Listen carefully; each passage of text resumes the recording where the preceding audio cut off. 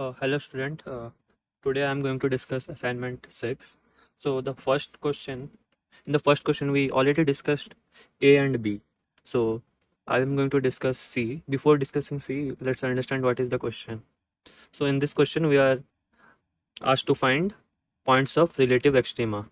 So the first question should be, what is relative extrema? So relative extrema is also known as local extrema. So both the thing are same thing, just they have different names. So what is actually local extrema? So local extrema is either, a local maxima or a local minima.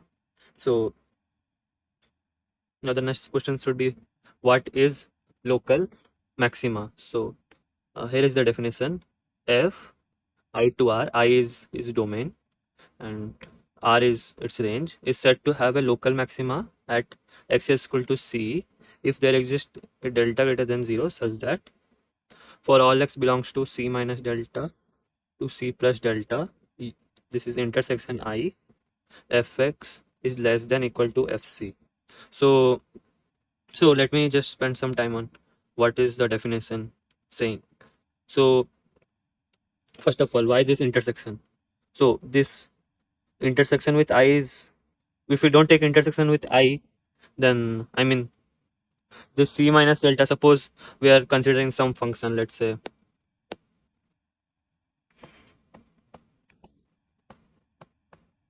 fx is equal to, let's say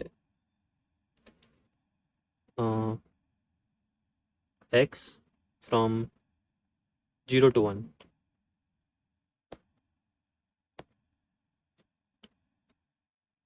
The domain is f is from 0 to 1.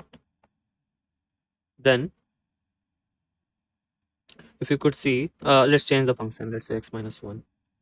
The values of this function x minus 1 from 0 to 1 will be, let's say x is between, domain is from 0 to 1. So x minus 1 is between, I am subtracting minus 1 from each side, this should be equal to minus 1 to 0, right? So how is the graph? Let's draw a graph here. So at 0 it will take minus 1, right? The function is from 0 to 1, and at 0 it will take minus 1, 2, and at 1 it will take 0. This will be the graph. So at 1 it is a local maxima, you can see that, right? Because at 1 it is attaining its maximum value. So we are taking this intersections with I, which says that, this 1 is our C is equal to 1. This is our local maxima, because this here at 1 this is attaining maxima. Now if you see delta is greater than 0, 1 minus delta, 1 plus delta, for all x belongs to this, fx will is less than equal to f1. Does this make sense? No, because if x is in the range, greater than, delta is greater than 1, so 1 plus delta is greater than 0. Did I say something wrong? Delta is greater than 0, so 1 plus delta is greater than 1. So if x is in the range from 1 to 1 plus delta, our function is not defined there. Our function is from 0 to 1. So we cannot evaluate fx there, right? So but if we have taken intersection with this I, what is I in our case? I is our domain 0 to 1. Then this will be is equal to, actually this thing will 1 minus delta comma 1 plus delta intersection I is closed 0 to 1, so this will be equal to 1 minus delta to 1. All this is 1 plus delta thing will be gone. For all x belongs to this range will be gone, because this is intersection, so this should belong to both 1 minus delta, between this 1 minus delta to 1 plus delta intersection I, right? So So that thing is clear. Let me just erase this thing. So that's the point of taking intersection with I. So if you don't take intersection with I, there might be some point which is not in your domain. Then how will you calculate fx, right? If you cannot calculate fx, then this statement will not make any sense, right? So yeah, that's the part I wanted to make clear. And yeah, I was clarifying this definition, right? So let's see what happens. FC is I'm taking this graph. I'm considering this graph. C is a local maxima if this condition is satisfied. Let's C minus delta, C plus delta, and for all this x, first consider FC. FC is this value, and for all x less than, I mean for all x between this C minus delta to C plus delta, all this fx should be less than FC. So the only choice is that they are uh, less than this line. They take values in this region. Okay, so you can understand why it is called local maxima. There is also a concept of global maxima. So here you can actually see, if suppose this is my I, this is my function, you can see this point C. C is a global maxima, and here this is also corresponding to this. There must be a x here. This point is global, not global. This is local maxima. This is local minima, and this is local maxima.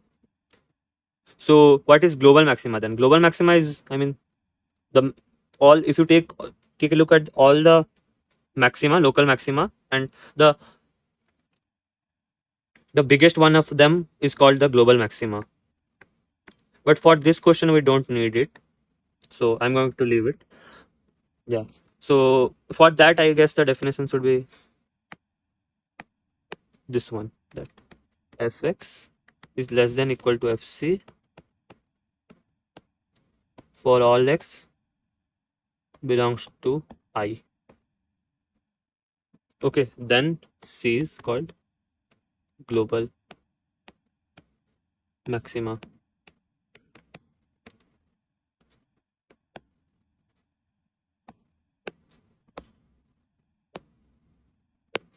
So this, in this thing, this part is the global maxima.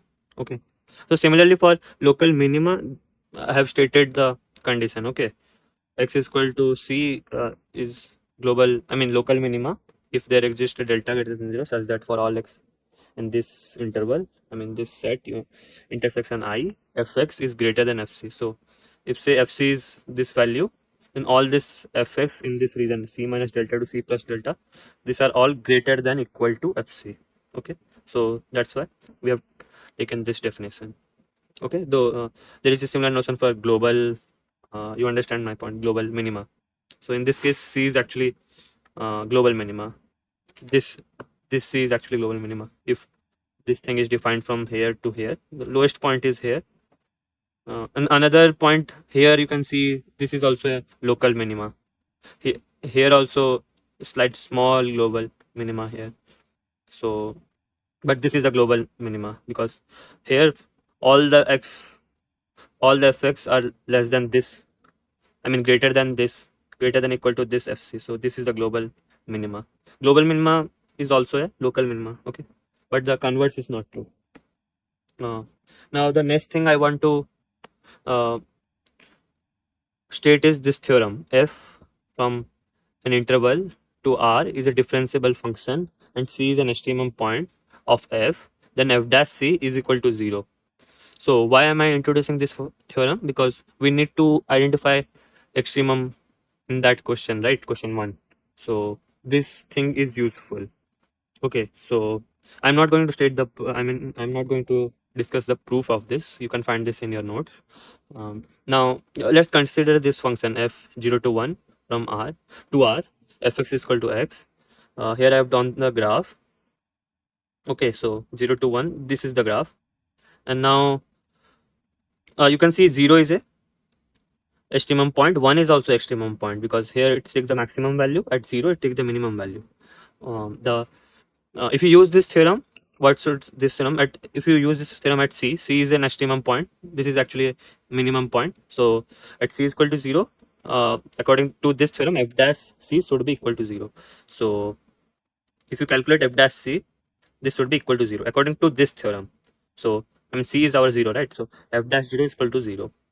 But now if you calculate, I mean, actually differentiate this function fx, then differentiation of this is 1. F dash is 1. F dash of 0 is 1. So f dash of 0 is equal to 1, and at another point f dash 0 is equal to 0. How is this possible? We are saying 1 is equal to 0. So my question is the above theorem wrong? Did we make some mistake? So what is the mistake? The mistake we are making is this, in this theorem itself. We cannot take I any intervals. Okay. Here this should be modified.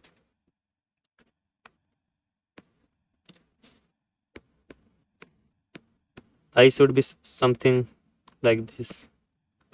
I mean, you can take only this open type of interval, not that closed. I mean, the endpoint should not be included. Then only this theorem is valid. Okay. So in this case, oh sorry, in this case, you cannot apply it on 0 and 1. Yeah. So I'm saying you can also use it on, let's say, I want to use the red pen. I is equal to AB, but you have to also take C should not be equal to A and C should not be equal to B.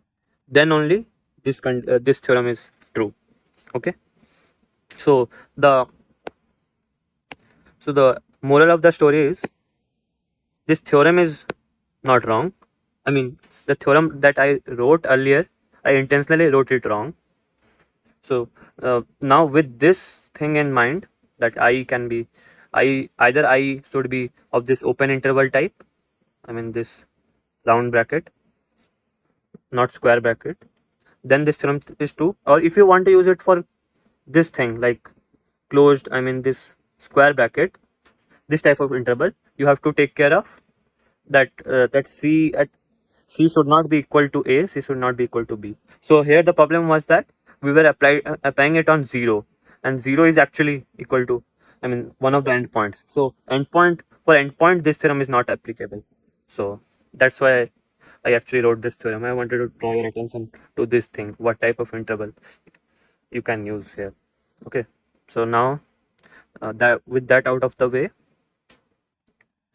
let's go to 1C. Okay, before 1C, I need some theorem. Okay.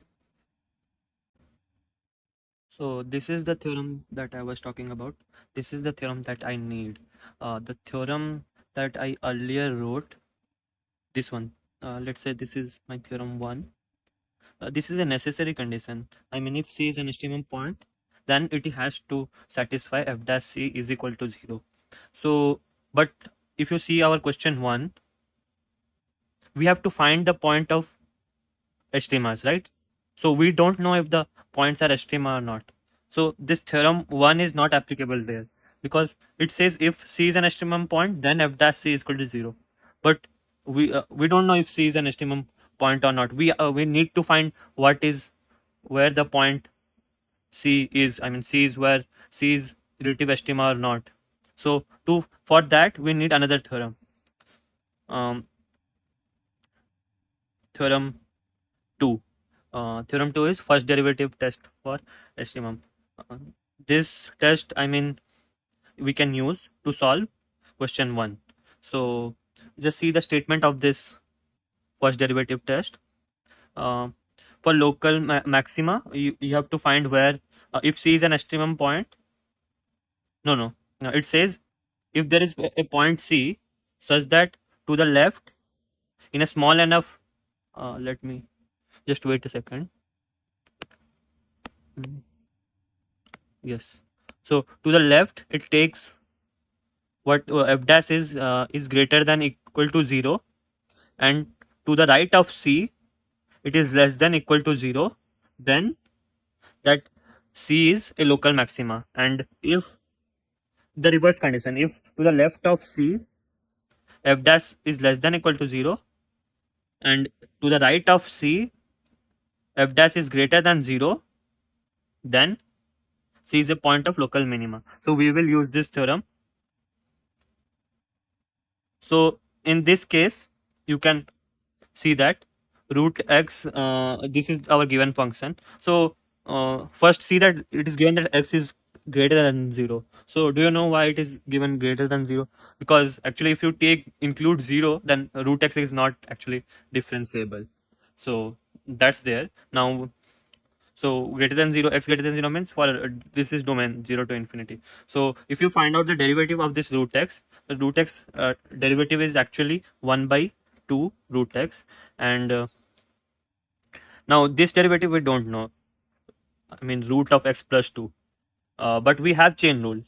You can use the chain rule, and first to differentiate this outer side, I mean this the function which is on the left, that is the root function, and then inside it is x plus 2 function. So if you differentiate this, you will get this. Use the chain rule here. You can use the chain rule. So you differentiate what is the differentiation of root 1 by 2 root thing, and it will be at x plus 2.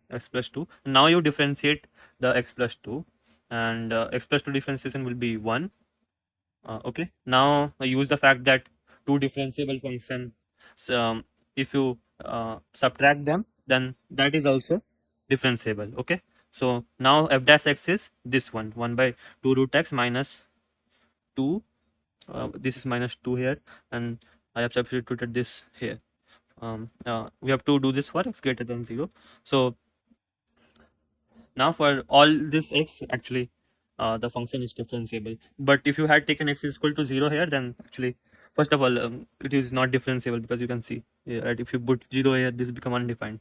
Now f dash x is equal to this one, and now you, I mean, do some algebraic manipulation, multiply it out, subtract it out, do whatever you want, and then you will get this. So let's see what then you I mean, I want to use a notation. If you someone asks you what is the root of 4, it is actually a notation. You take the positive root of 4. So x square is equal to 4. There are two roots, right? You can write it as x plus 2. X square is equal to 4. You can write it as, I mean, x square minus 4 is equal to 0, which is equal to x plus 2 multiplied into x minus 2. And so there are two roots, right? 2 and minus 2. So what should we take as root 4? Should we take it as 2, or should we take it as minus 2? So we define, I mean, if a function cannot have for one input cannot have two output, right? So when we define this root x function, we actually define it to be the positive root. So if someone asks you what is root 4, you say 2, not minus 2. So that is a notation, that is a definition.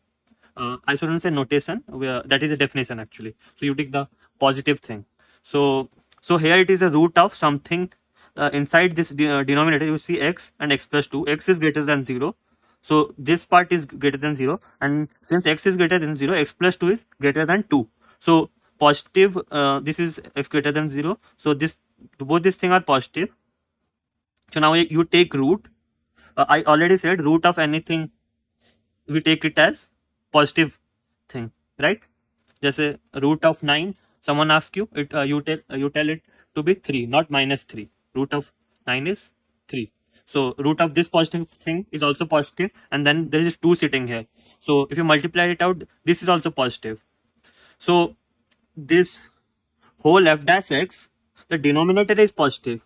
Okay, now we just have to check if this thing when this thing is positive or negative. If this thing is positive, then the denominator is always positive. So that I have already shown you. If this thing is positive, the numerator, then positive by positive will be positive. If this thing is negative, then negative by this denominator is positive, so this thing will be negative.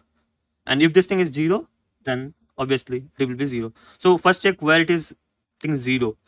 So if you check it to where it is 0, so this thing is denominator is positive, so we have to check where numerator is getting 0. So this equation I'm writing. Now you take 2 root x there, and now you square both sides. So you will get 4x x plus 2, and then this is 3x is equal to 2, and so x is equal to 2 by 3. So f dash 2 by 3 is equal to 0. Okay, because if you put x is equal to 2 by 3, 3x is equal to 2, and 4x is equal to x plus 2, this is equal to this, and then this numerator is 0. So once numerator is 0, f dash x is equal to 0. So can we say that this is the extremum point? No, because if you see, I mean, that thing, that theorem 1, let me scroll up. Theorem 1, this is just a, I mean, c is an extremum point of f, then f dash c is equal to 0. But we don't know if 2 by 3 is an extremum point or not. Okay, so even if f dash c is equal to 0, we cannot say c is, I mean, extremum point, because if you see that, I mean, this example, f dash x is equal to that thing, I mean, x cube, then fx is equal to, then f dash x is equal to 3x square, right? Now f dash x, f dash of 0 is equal to 0, but you know the function has this graph, right? So this is not a minimum or a maximum. This thing is actually not a maximum or not extremum. So what I am telling is,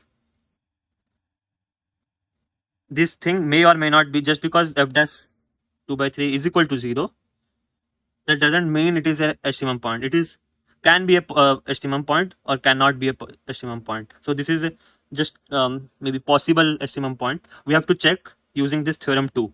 So that's why I have written the theorem 2. Now let's just see what values of f dash x to the right of 2 by 3 it is taking. If x is to the right of 2 by 3, x is actually greater than 2 by 3, then yes, x is greater than 2 by 3, then 3x is greater than 2. Now add x both side, then 4x is greater than x plus 2. Once 4x is greater than x plus 2, this, all these things are positive because x is greater than 0. So 4x is greater than 0, x plus 2 is also greater than 2. So now you can take root both sides. So this will give 2 root x is greater than root x plus 2. Now see this. Now you can write, let me switch to blue pen. 2 root x minus x root x plus 2 is less than is greater than 0, right? So now back to this. You see this is greater than 0, and if you multiply by minus, then this thing is less than 0, right? Less than 0. If this thing is less than 0, I mean, after multiplying with minus, this thing will be less than 0. And what will you get here? Minus 2 root x, minus 2 root x here. This will become plus. So plus root x plus 2 plus, there is plus root x plus 2. This is, after multiplying with minus, this will be less than 0. So this numerator is less than 0. Numerator is less than 0, and denominator I already said is positive. So positive and negative. So f dash x is negative. So if x is greater than 2 by 3, f dash x is negative. If it is negative, you can actually say negative, I mean, less than or less than equal to 0. So if you see the condition here, to the right of 2 by 3, right? To the right of 2 by 3, f dash x is less than 0, right? Now you can do the similar calculation, and you will find that to the left of 2 by 3, I showed it for greater than 2 by 3, right? So now take x to the left of 2 by 3, I mean less than 2 by 3, then you can actually show that f dash x is greater than equal to 0. Okay, once you can do that, you can use this theorem. Then C is a point of local maxima. Okay, so the answer to this question is 2 by 3. Let me make it in purple so that, no, let's say yellow. Hmm. So this is the answer. 2 by 3 is an extremum point.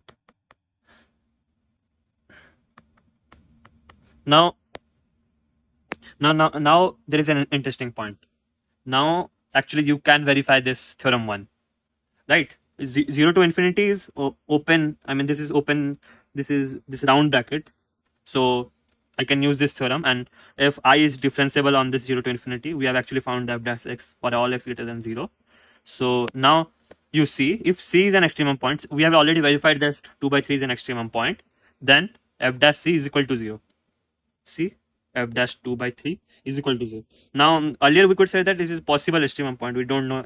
Maybe it's not, maybe it's possible. I don't know. So now using theorem 2, we have already proven that 2 by 3 is an extremum point. So you can see how theorem 1 actually helps us. So yeah, this finishes the 1C. Okay. So actually we have to also show where it is increasing or decreasing. So the first thing is like we will use this theorem. Let f a to a comma b, this open interval to R, be differentiable. Then this theorem is actually useful for showing if one is f is increasing or decreasing on an interval. Actually, sir has done it in the class, the theorem for open interval, I mean this round bracket, but it is actually valid on any interval. You can take closed also, doesn't matter. This theorem is still valid. Yeah, so I was just telling that f dash x is greater than 0 for all x belongs to a b, I mean for all this x, then f is increasing in this a b, I mean in this entire interval. So if f dash x is less than equal to 0, then f is decreasing.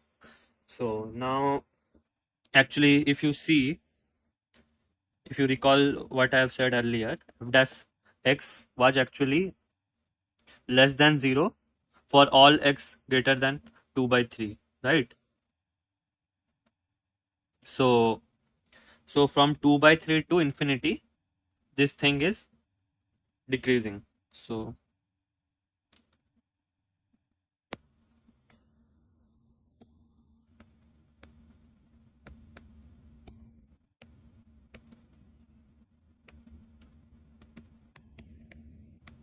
f dash x is actually less than 0, that I have proven already. So I'll write this. So fx is decreasing there, and similarly, I mean I have asked you to prove this. F dash x is greater than equal to 0 for all point to the left of 2 by 3. So in this interval, fx is increasing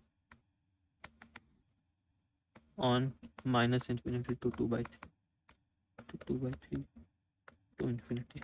So that makes sense, right? Oh, sorry. Actually, you should not write minus infinity. Our domain is 0 till 0, right? Greater than 0. Yeah, so make that correction. Did I write something wrong? So yeah. From 0 to infinity, the function is defined. So we cannot go further than 0. So anyway, I proved that 2 by 3 is actually a maximum, right? Where did I write it? Right. 2 by 3 is an extremum point. Actually, I should write which type of extremum point is a maxima. Okay. We use this, right? Local maxima.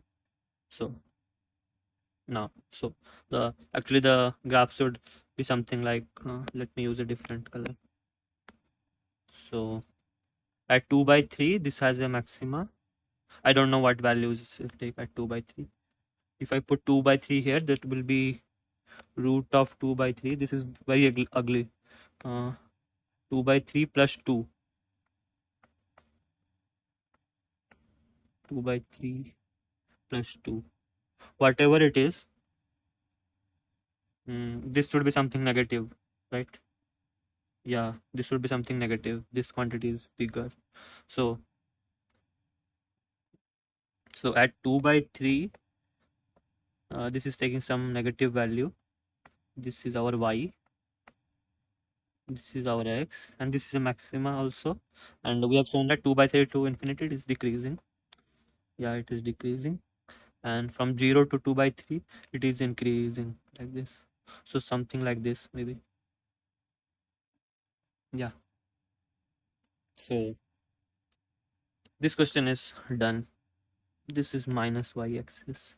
This is minus x. Yeah. Oh, you should not cross 0 here. Yeah. So that's it for question 3. For question 4, I will give you the solution. You note it. I won't explain it. It is done similarly. You have to just check the thing. I mean, where this thing is getting 0 derivative, and then to the left, to the right, you check it is either greater than 0, less than 0, and using that and using this theorem, you will find. I mean, it is a local maxima or local minima. Okay, and you may ask me what is the use of delta here, this delta here. So maybe let me show you. Yeah, so we have to find a delta. There exists delta. So I mean, we have to show one delta. That is enough for to. I mean, right there exists. So let's take one or whatever is your favorite number. I'm taking one. Okay, so we have to show 2 by 3 is uh, to the right, 2 by 3. Okay, 2 by 3 plus delta, right? So from 2 by 3 to 3, 5 by 3. Yeah, f dash x is actually less than 0. I have already done it for infinity. So actually, instead of 1, you can actually take 2.5. Doesn't matter. Should be greater than 0. But I mean, because we have to find the delta greater than 0. Any number would work. So here, my favorite number is 1. I took that. So for in this region, f dash x is greater than 0. And for from, I mean, 2 by 3 to the left, 2 by 3 minus 1. Okay. Oh, sorry. I should like this 2 by 3 minus 1. Yeah, actually, I have made some error. So 2 by 3 minus 1 to 2 by 3. So this is actually minus 1 by 3 to 2 by 3. We have to show this is f dash x is greater than 0, right? Because we are showing local maxima. So from 2 by 3 to 2 by 3 minus 1, because I have taken delta to be minus 1. I mean, delta to be 1. So this is 2 by 3. This is 2 by 3 minus 1. So minus 1 by 3 to this is 2 by 3, right? Minus 1 by 3 to 2 by 3. We have to show this is f dash x is greater than 0 in this region. Okay. So actually, you can see the use of I now. I is our a to b, right? Whatever the function is. So in this case, our ab is 0 to infinity. So if we don't take 0 to infinity, then this you see how we will calculate f dash of at points beyond 0. I mean, to the left of 0. The range is, I mean, the domain is from 0 to 2 by 3, right? So So actually here we have to take intersection 0 to infinity. Okay, now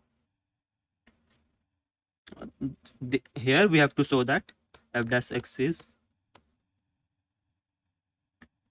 greater than 0. Okay, so what is this at first?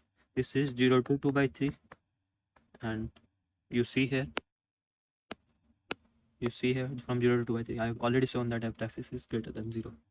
So now you actually know the importance of delta here, right? You could have taken delta to be anything, I mean positive and not equal to, I mean 1 be also fine, I mean 1 except 1 you could have taken any other thing. So that is the importance, I mean delta can be anything small, so or bigger, anything whatever you like. So that's the importance of delta. So what will we do now? Question 4, and I will just write the solution of question 4. I won't explain. I have already explained you the third question in very detail, and we did first part and second part in class, right? So still, for sake of completion, I am giving the deep fourth. So this is our fx, 2x plus 1 x. Let me check if this function is actually what it is. Yeah, x not equal to 0.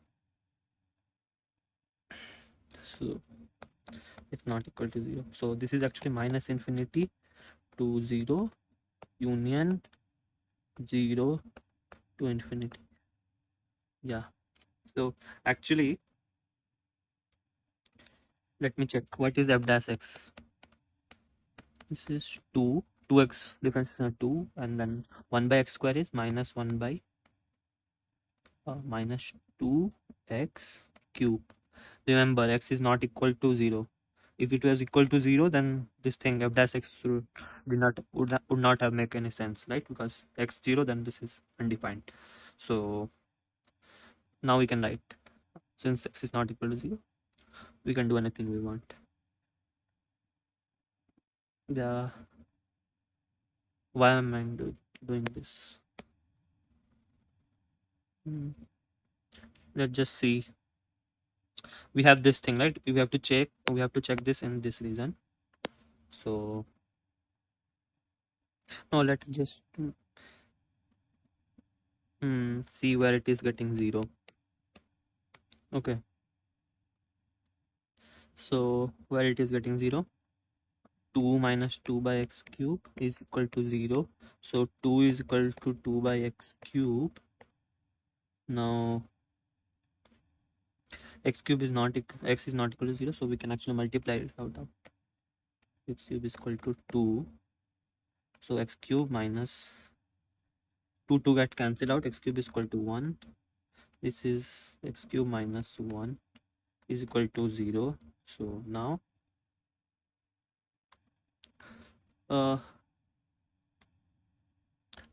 what is the, I mean I don't know any identity. Let me just divide it by x minus 1, x square, x cube minus 1 minus x square, then minus x square minus, then again plus x square minus x, and I will get x minus 1, right? Then plus 1. So this is the factorization. So x minus 1 x square plus x plus 1 equal to 0. So this you can check. This determinant, I think you should know the determinant. B square, what is b square? 1 minus 4, a is 1, c is 1, this is minus 3, right? 1 minus 4. So this thing doesn't have any root. So, and this is actually yeah, so this thing doesn't have any root, and at 0 it is taking value 1. So it will, since it does not have a root, it should be like this. I mean the x square plus x plus 1, this graph should be, this is always positive. That thing I can forget. X is equal to 1.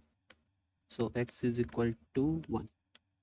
This is the But as I said before, f dash, if we get f dash something is equal to 0, we cannot say this is actually a extremum point. We have to check using this theorem, theorem 2. Okay, so let me see. Minus infinity to 0, this is our domain, right? 0 to infinity. And at 1, we have to check it is a maxima or minima. Okay, let's take a delta. I think delta half will work, maybe half.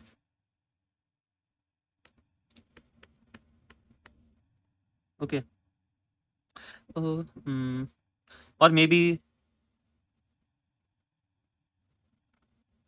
1. Yeah, let's take 1. No, let's take half. So what do I have to show here? I have to check c minus from c minus delta to c and c to c plus delta, whether f dash x is greater than 0 or less than 0, or it is satisfying this minima condition. F dash is less than 0, f dash is, we will see. Let's see. Let's check from this is our c first. We have to check.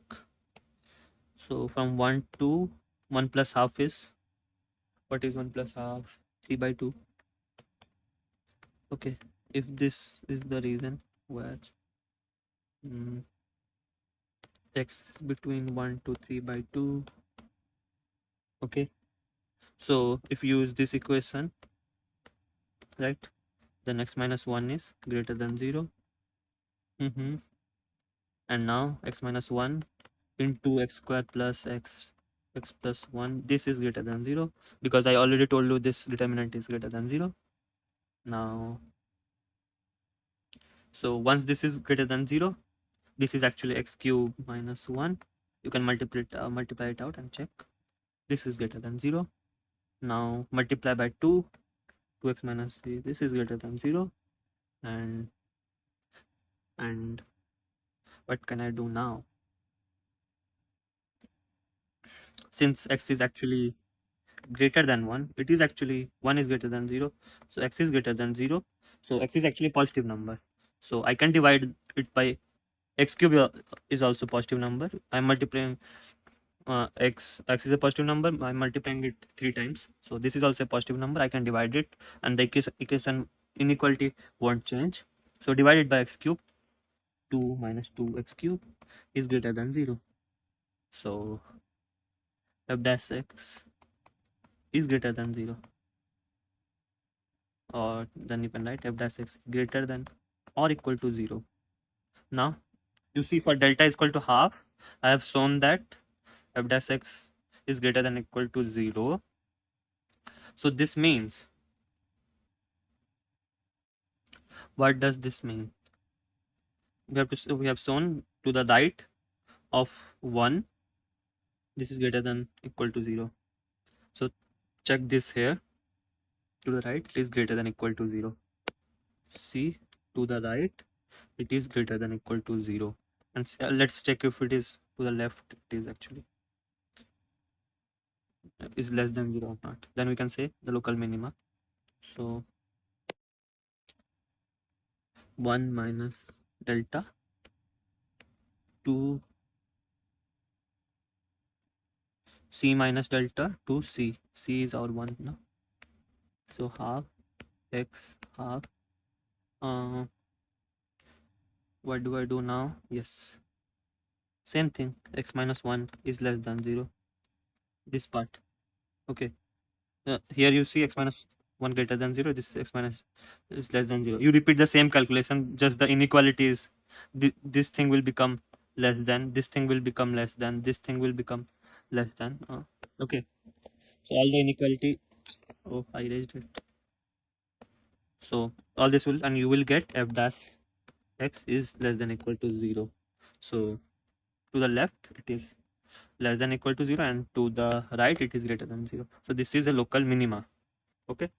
At 1, c is equal to 1 is local minima. I don't know local. I don't know.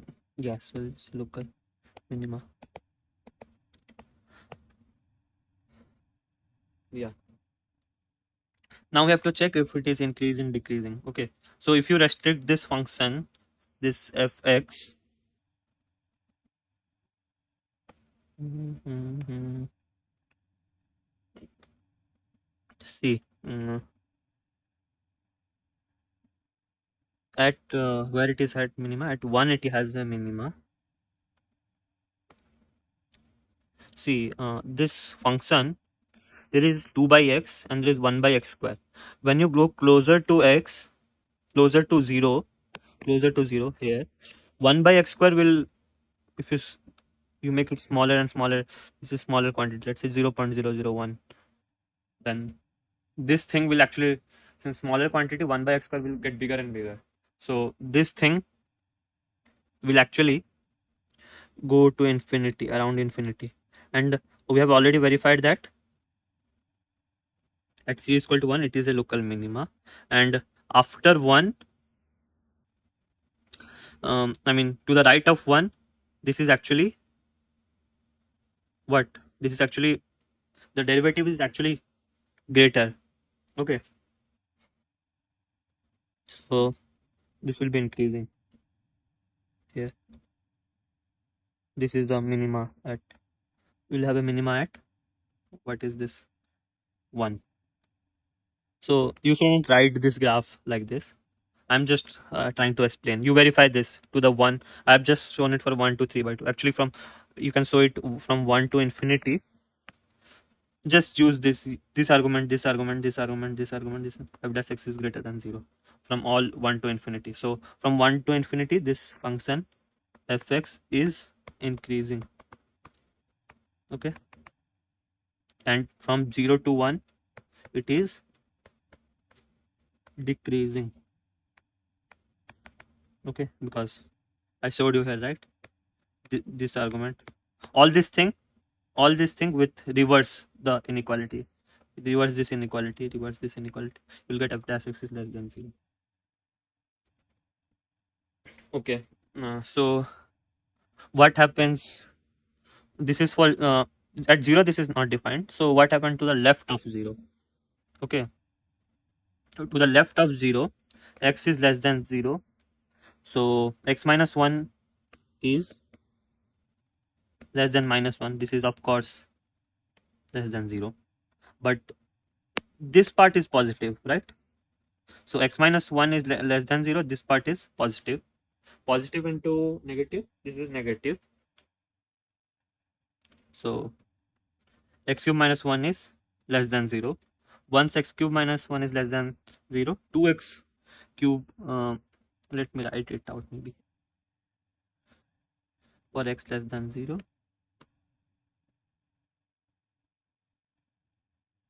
x cube, what should I write? X cube, I showed you, right? X cube minus 1 is less than 0. Then 2x cube minus 1 is less than 0. Minus 2. I'm multiplying by 2. Inequality won't change. Yeah, now 2x cube is less than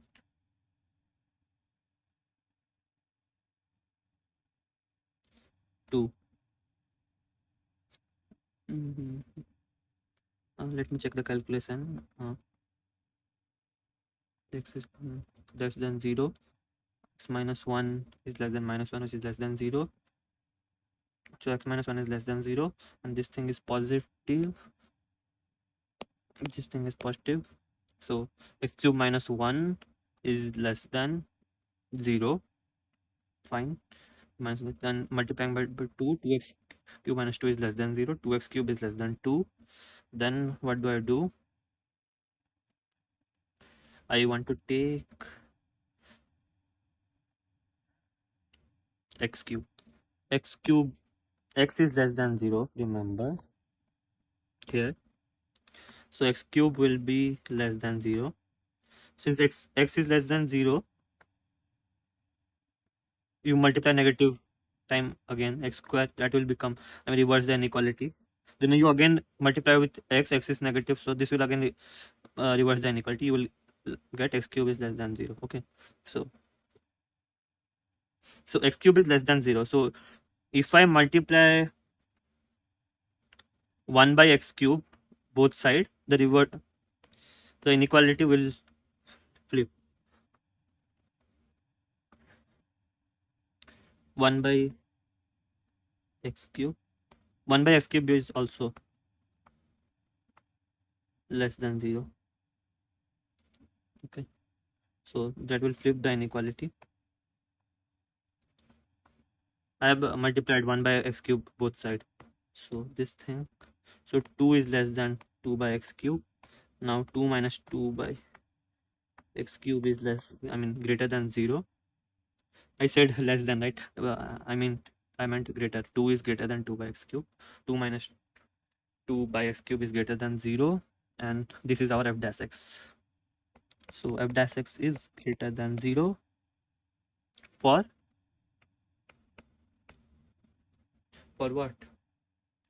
X less than 0. So now from minus infinity to 0, f dash x is greater than 0, which we can write f dash x is greater than equal to 0. So from minus infinity to 0, f dash x is greater than equal to 0.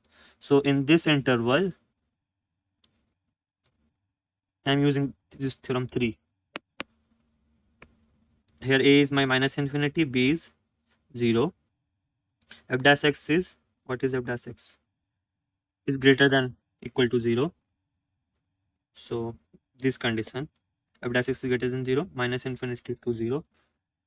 F is increasing in minus infinity to 0. So what does the value it takes at 0?